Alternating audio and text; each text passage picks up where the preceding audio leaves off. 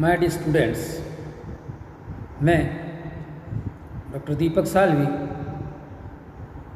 सहायक आचार्य चित्रकला विभाग, राजकीय महाविद्यालय सागवाड़ा,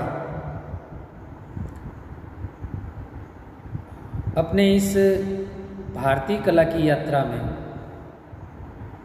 मैं इन्हीं व्याख्यानों की श्रृंखला में अगले ई लेक्चर में, चूँकि भारतीय कला, भारतीय लघुचित्र शैली के बारे में मैं आपके सामने इसके बारे में कुछ चर्चा करने के लिए उपस्थित हुआ हूँ। प्रिय विद्यार्थियों, इससे पहले की इस श्रृंखला में मैंने आपको भारतीय लघुचित्र शैलियों के किस प्रकार से हमें प्राचीन सचित्र ग्रंथ मिले, पश्चिमी भारतीय शैली किन्हीं विद्वानों ने कहा, किन्हीं विद्वानों ने अपभ्रंश शैली कहा, इसके बारे में मैंने आपसे बात की थी और कुछ ग्रंथों के नाम बताए थे कि इन ग्रंथों में हमें सचित्र पोथियाँ देखने को मिलती है। इसी श्रृंखला को मैं आगे बढ़ाते हुए अगली कड़ी में जैन या अपभ्रंश शैली को बताने का प्रयास कर रहा हूँ कि ये जैन या अपभ्रंश शैली क्या है, इसके क्या क्या हमें चित्र देखने को मिले हैं, कौन कौन से ग्रंथों में देखने को मिले हैं। तो ई व्याख्यान से आगे वाले व्याख्यान में हम आए हैं। तो जो मैंने पहले बताया था कि जो ये पोथी चित्रण कला है, जो 10वीं शताब्दी से 15वीं 16वीं शताब्दी तक जो कला रही है, विभिन्न राजाओं के शासनकाल में उनको जैन या अपभ्रंश शैली माना गया है विभिन्न विद्वानों के अनुसार। इसमें आगे बढ़ते हैं तो ये है कि भारतीय साहित्य में प्राकृत भाषाओं की रचना होना शुरू हो गया था, जिसमें पिंगल, डिंगल और लोक भाषाओं में वीर काव्य की रचना हुई, जिसके फलस्वरूप इस काल को वीर गाथा काल, चारण काल या अपभ्रंश काल के नाम से भी जाना जाता है।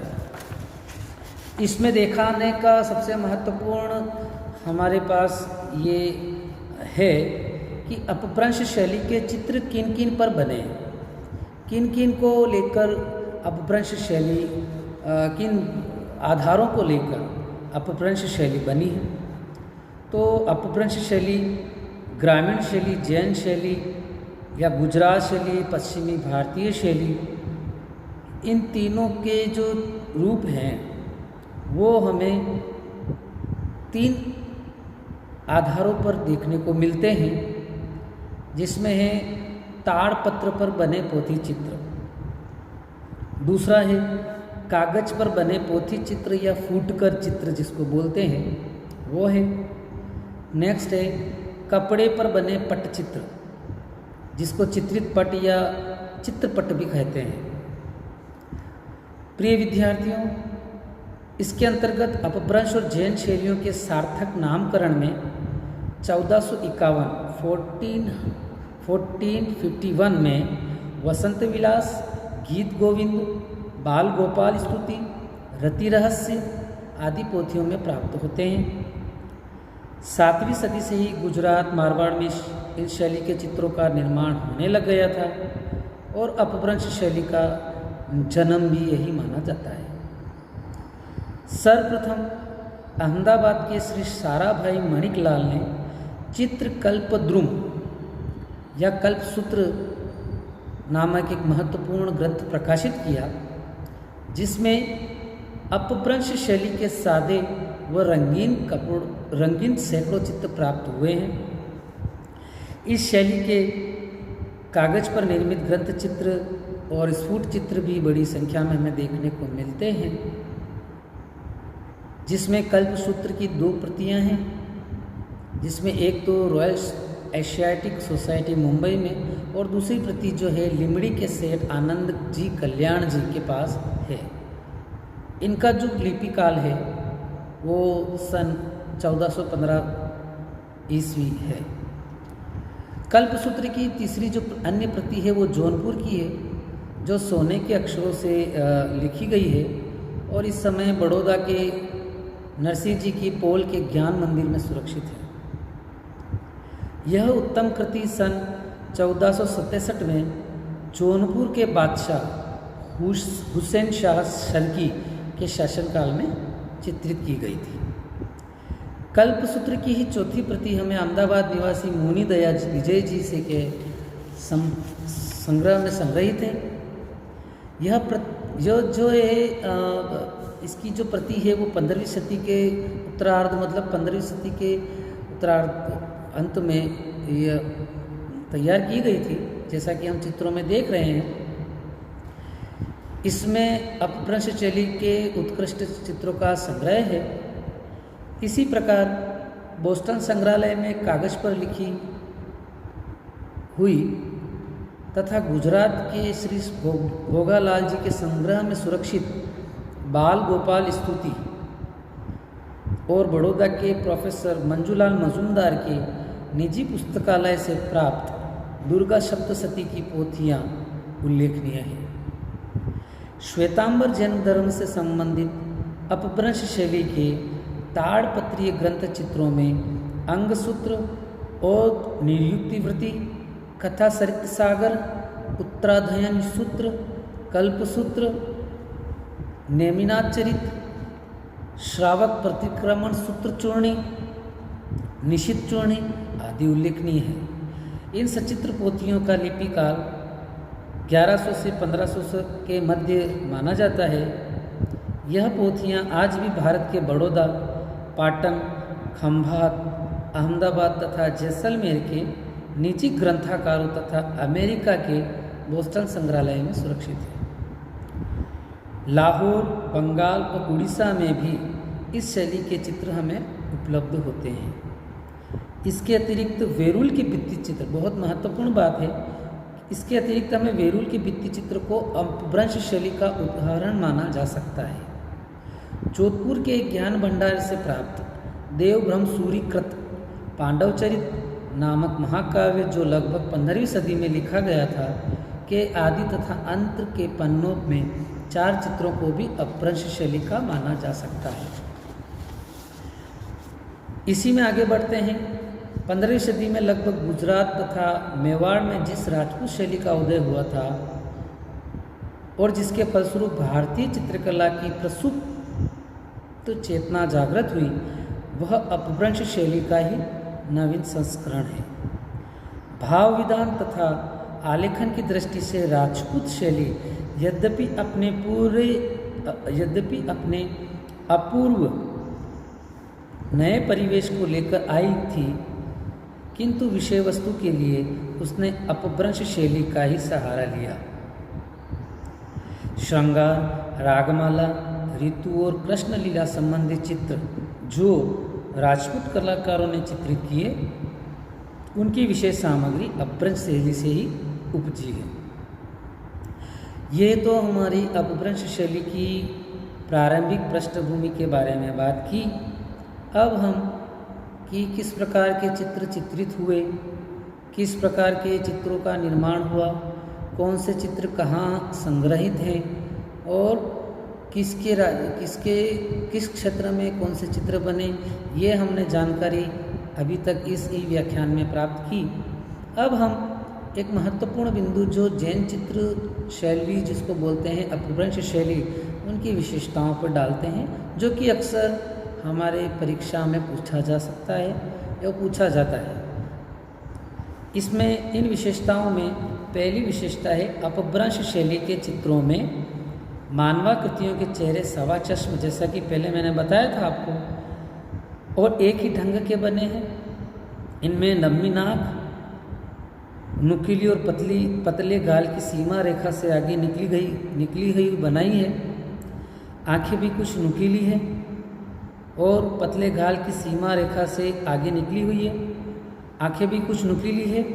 पास पास में बड़ी परवल की फांक जैसी आंखें। आँखों के और कान के बीच में दूरी कम रही है और आँखों की कटाक्ष रेखा दूर तक बढ़ी हुई है और पुतली बहुत छोटी बनाने के लिए दो वक्रों के मध्य एक बिंदी सी लगा दी गई है। नेक्स्ट है दूसरा, नेत्र भी चेहरे सीमा से बाहर निकले हुए बनाए हैं। पुतली की बनावट एवं सीमा रेखा से बाहर निकले रहने के कारण आँखों में उग्रता का भाव दिखाई देता है। इसी प्रकार हाथ की अंगुलियों का रेखांकन कठोर, निर्बल और अत्यधिक अलंकारिक तथा रूढ़िबद्ध दिखाई देता है। पेट का अगला भाग जो है वो निकला हुआ है, आगे निकला हुआ है। कटी का भाग छोटा है, मतलब गर्दन का छोटा है। इस प्रकार मानवाकृतियाँ रुई के गुड्डों के समान हमें देखने पर प्रतीत होती है। अगला पॉइंट है हमारा प्रकृति का आलेखन। प्रकृति का आलेखन जो है वो अलंकारिक रूप में हुआ है। पशु पक्षी ऐसे लगते हैं मानो कि वह कपड़े के खिलौने बने हुए हों। अभ्रंश शैली के चित्रों में अधिकांशतः चमकदार उष्ण रंगों का प्रयोग किया गया है। लाल, नीला, सफ़ेद, फाक्ताई और पीला रंग प्रमुखता से लगाया गया है। पृष्ठभूमि में लाल रंग सपाट भरा गया है। तीर्थंकरों के अनेक रूपों में भिन्न भिन्न प्रकार के रंगों का प्रयोग किया गया है। यह महत्वपूर्ण बात है। जैसे कि महावीर की आकृति में पीला रंग, पार्श्वनाथ की आकृति में नीला रंग, नेमिनाथ की आकृति में काला रंग और ऋषभनाथ की आकृति में स्वर्णिम वर्ण का प्रयोग किया गया है। अपभ्रंश शैली के चित्रों की रेखाएं वर्तुलाकार मतलब घुमावदार के स्थान पर कोणात्मक प्रभाव उत्पन्न करती है। इन चित्रों की सीमा रेखाएं काली स्याही से बनाई गई है, जिसमें लोच का अभाव है। लोच मतलब लय का अभाव है। अपभ्रंश शैली के चित्रों में स्वर्ण रंगों का प्रयोग इन्हें और भी आकर्षक बना देता है। तो प्रिय विद्यार्थियों, इस प्रकार हम अपभ्रंश शैली की चित्रों की विशेषताओं का हमने अध्ययन किया। तो इस ई व्याख्यान और उसके पिछले वाला व्याख्यान जो मेरा रहा है, वो व्याख्यान आपके जो भारत की जो लघु चित्र शैलियाँ हैं, जिनको मध्यकालीन शैलियाँ कहा जाता है, उसके बारे में प्रकाश डालने का प्रयास किया है, जिससे कि भारतीय चित्रकला की जो यात्रा हमने प्रागैतिहासिक काल से शुरू की थी, वह ये कला यात्रा में भारतीय कला चित्र शैलियाँ, लघु चित्र शैलियों का किस प्रकार से प्रभाव रहा, वह हमने समझा। और इसके अंतर्गत हमने प्रमुख भारतीय लघु चित्र शैलियों के प्रमुख ग्रंथों के बारे में पढ़ा कि कौन से प्रमुख ग्रंथ कहाँ चित्रित हुआ और वर्तमान में कहाँ संग्रहित है और किन के संग्रह में है, कौन से संग्रहालय के संग्रह में है, और उन चित्रित ग्रंथों में कौन से, जैसे बताया था अभी कि किस तीर्थंकर के आकार का किस तीर्थंकर को किस रंग में रंगा गया है, इसको बताने का प्रयास किया है।